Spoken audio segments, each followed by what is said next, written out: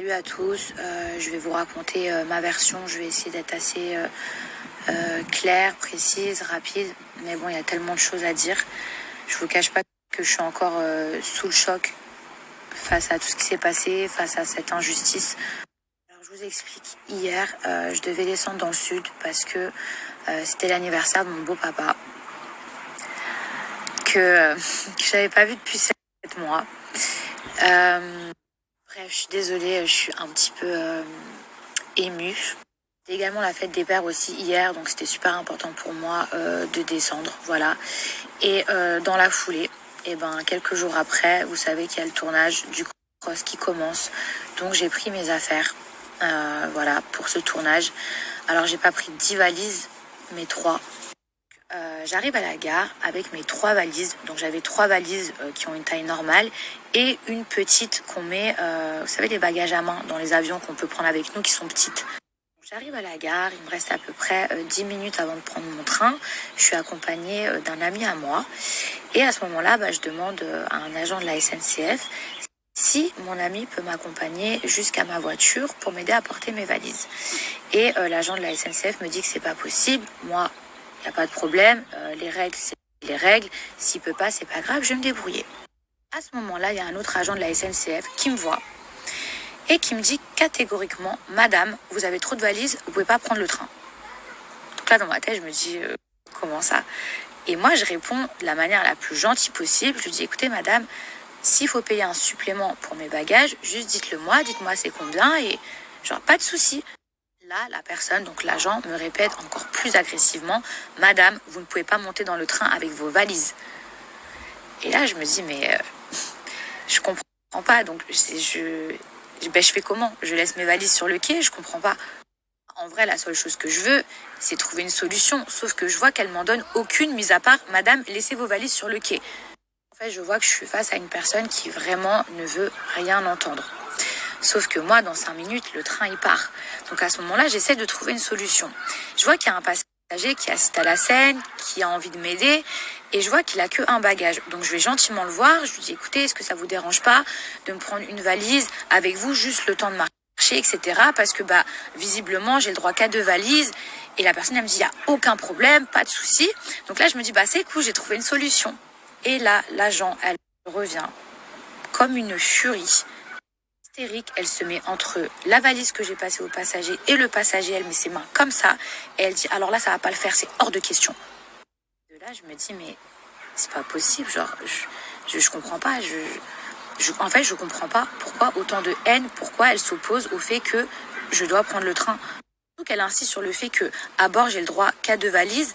Or dans le règlement de la SNCF, j'ai le droit d'avoir 3 valises et si par exemple j'en ai plus, de payer un supplément.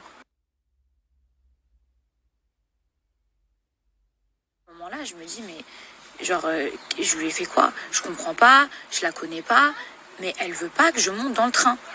Sauf que moi, je dois rentrer pour l'anniversaire de mon beau-père, je dois rentrer pour le tournage, et à ce moment-là, je vois qu'il reste plus que 2 minutes.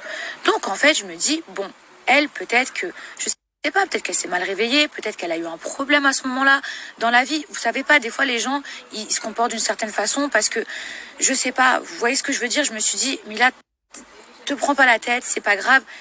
Là, il te reste 2 minutes, cours, va attraper ton train et après tu régleras ça dans le train avec un agent et tu paieras un supplément si tu dois payer un supplément. À ce moment-là, je vous jure sur ce que j'ai de plus cher, cette personne s'est mise à me courir derrière en hurlant, en demandant aux autres agents de bloquer l'accès au train. À ce moment-là, en fait, j'ai plus d'autre choix. Je décide de sortir mon téléphone portable, de filmer la scène, tellement c'est invraisemblable.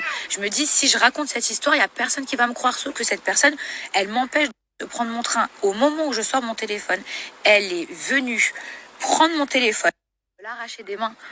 Elle a tenté d'arracher mon téléphone portable.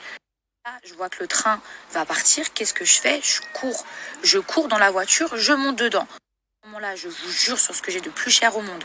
D'accord, je suis dans le train. Elle monte dans la même voiture que moi. Elle tente d'arracher mes valises, de les extraire sur le quai. Vous dire que je vous mens pas. Regardez, j'ai perdu mes ongles en essayant de tirer ma valise. Regardez. À ce moment-là, moi, je suis dans le train. Je me dis c'est bon, il va pouvoir démarrer. Je vais régler ça avec une autre personne ou un autre agent qui peut-être sera un petit peu plus apte à m'écouter et à entendre ce qui ne va pas. À ce moment-là, elle, en fait, elle refuse de monter dans le train. Et je me rends compte que le train, il part pas parce que c'est elle la contrôleuse de ce train. Donc, en fait, pendant 45 minutes, voire 1 heure, elle a pris en otage tout le train parce qu'elle ne voulait pas monter dedans, car j'y étais. Moi, la seule chose que je voulais, c'est que le train parte et qu'on puisse tous rentrer chez nous ou faire ce qu'on avait à faire. À ce moment-là, elle a commencé à dire que je l'avais agressée. Je ne sais pas si vous vous rendez compte. Elle est partie dire que je l'avais agressée. Des gens de la sécurité qui sont venus, SUGE ou quelque chose comme ça, qui ont été super gentils avec moi, hyper compréhensifs, qui m'ont expliqué que, en fait, là, c'était plus le problème des valises. C'est-à-dire que maintenant, elle m'accusait de l'avoir agressée. Je ne sais pas si vous vous rendez compte. Moi, à ce moment-là, je pensais qu'à une chose, aller retrouver ma famille, aller retrouver mon beau-papa. Vous savez ce qui m'a fait archi mal au cœur? C'est quand j'ai entendu des gens crier « Sortez là ». Déjà, ces gens, je sais que je peux pas leur en vouloir parce que déjà, ils savaient pas que c'était moi à l'intérieur, ils savaient pas la situation. Mais moi, j'ai été dans le train, je voulais que le train parte. C'est elle qui a fait en sorte qu'il ne parte pas parce qu'elle ne voulait pas monter dedans. Et est-ce que vous imaginez la peine que ça a pu me faire quand j'ai entendu « Sortez là » parce qu'en fait, eux, ils pensaient que c'était à cause de moi que le train ne partait pas. Il y a des gens de mon wagon, super gentils, qui ont essayé d'aller voir cette femme en lui disant « Écoutez, c'est qu'un problème de valise, c'est rien.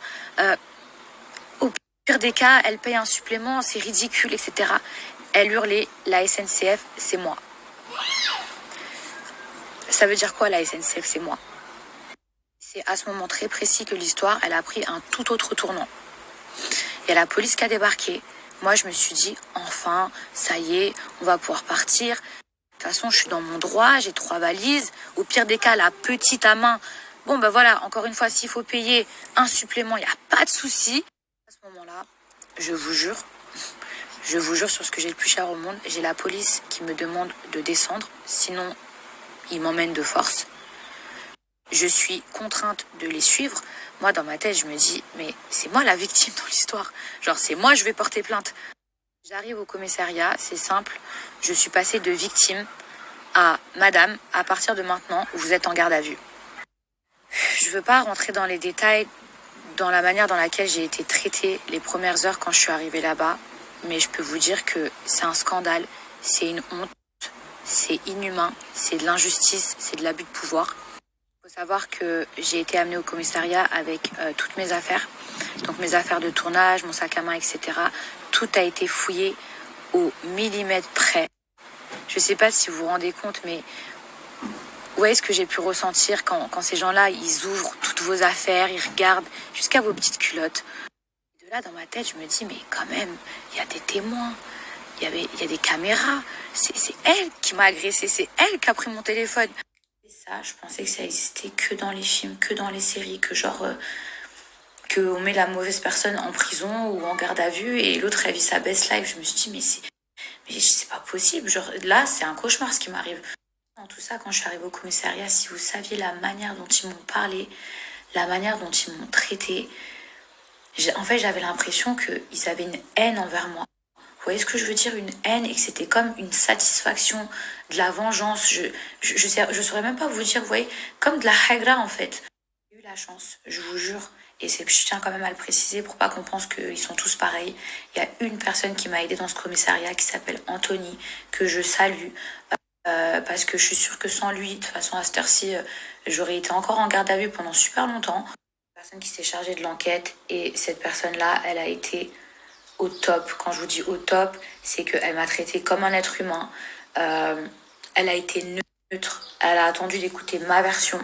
Mon avocat, Ari Halimi, pareil, si lui n'avait pas été là, je suis sûre que je serais restée en garde à vue jusqu'à 10h du matin et qu'ensuite j'aurais eu un jugement. Gali, mon agent, heureusement qu'elle était là.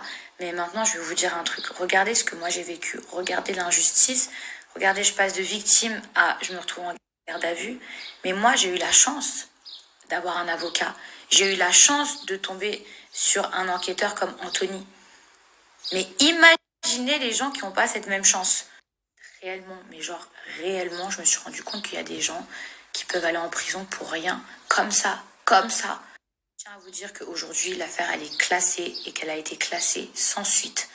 J'ai vu beaucoup de choses écrites sur les réseaux sociaux. C'est vrai que au départ, les gens, ils savaient pas trop ce qui se passait. Et il y a des gens qui pensaient que genre j'avais voulu faire la Maria Carré en mode oui, il me faut un porteur, un bagagiste. J'ai dit jamais, jamais, jamais, jamais.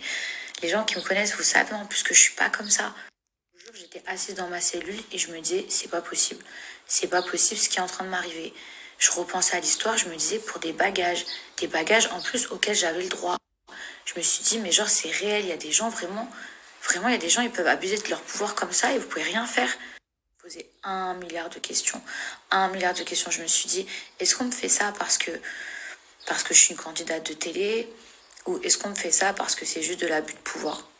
Donc voilà mes petits chats, maintenant vous avez ma version de l'histoire. Faites attention à vous, je vous jure, c'est le meilleur conseil que je peux vous donner. Je vais vous laisser aussi le contact de mon avocat parce que ça pourra toujours vous servir.